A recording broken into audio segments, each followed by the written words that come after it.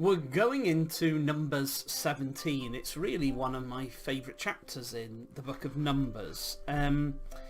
We have spent quite a bit of time thinking about Korah and this rebellion where Korah and the people with him, and effectively people throughout history also, believe that they can approach the Lord without a mediator. So now we're getting the Lord's answer to that shaking the fist, my opinion, my work, I can connect in. And it begins by saying, look, there is one mediator between God and humanity. It is the Lord Jesus Christ. And Aaron represents that.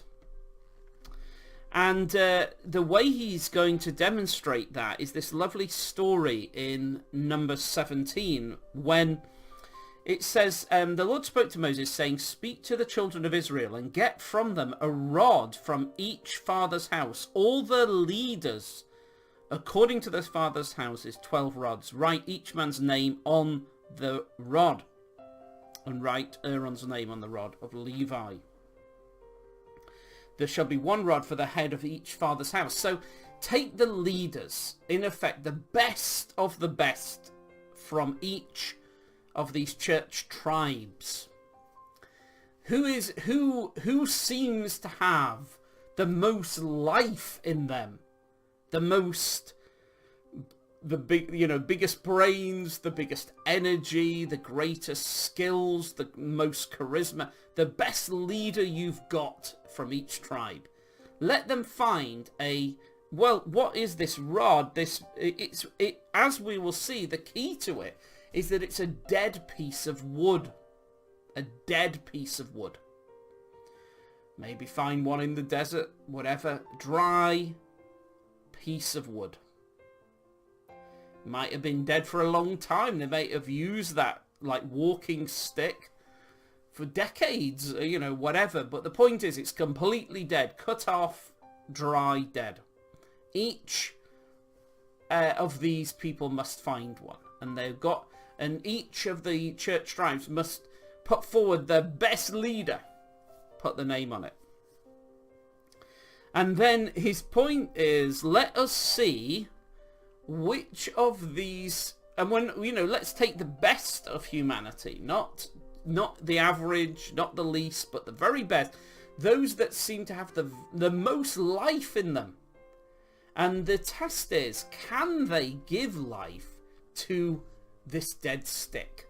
Like, if their name is placed upon it, will that give it life? So each of the sticks were to be placed placed in the tabernacle before the testimony where I meet with you, and let's see who can give life. And Aaron's is there. He's put his name on it, but really Aaron, the name on Aaron is the Lord. The Lord is like, this is my selection. Let's see.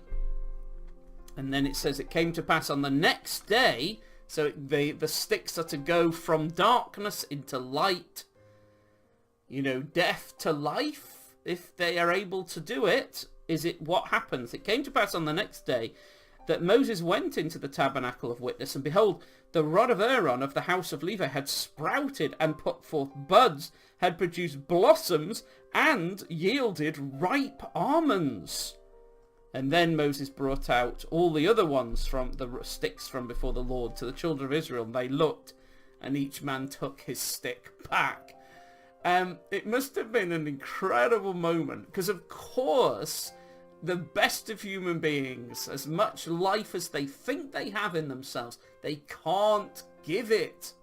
They are not a source of life. None of us are. With all our opinions, and as much as we think, I can connect into God, but you're not a source of life, neither am I. If we come to the fountain of life, we are dead and shriveled and leaky. And we're connecting into something that we can't handle. We can't give life. And we're not surprised that 11 of the sticks are still just sticks. But what is the wonder is that this man who the Lord had chosen to play the role of Jesus Christ, the rod, it hadn't just shown some sign of life. In the original goal in verse 5 was that to bring some blossom on it. So a little sign of life. But in this case, it sprouted, brought forth buds, produced blossoms, and gone beyond blossom right to producing ripe almonds. Amazing. The lesson is clear.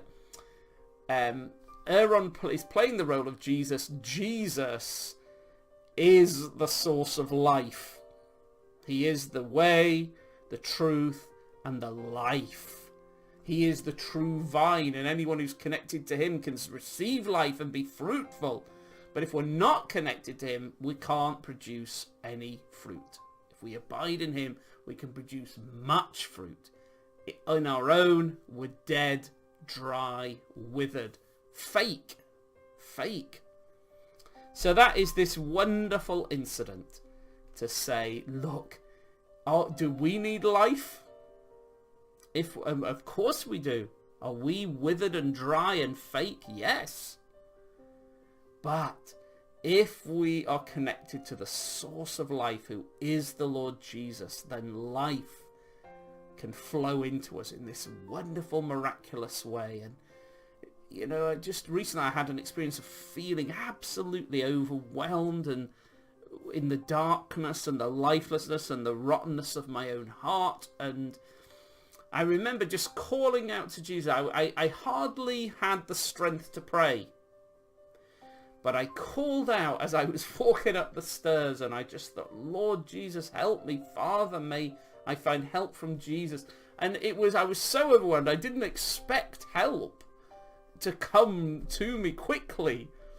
But very, very quickly things changed, and the way I was thinking changed, and my heart was moved. And it took me by surprise. And then I'm like, of course, because he is the way, the truth, and the life.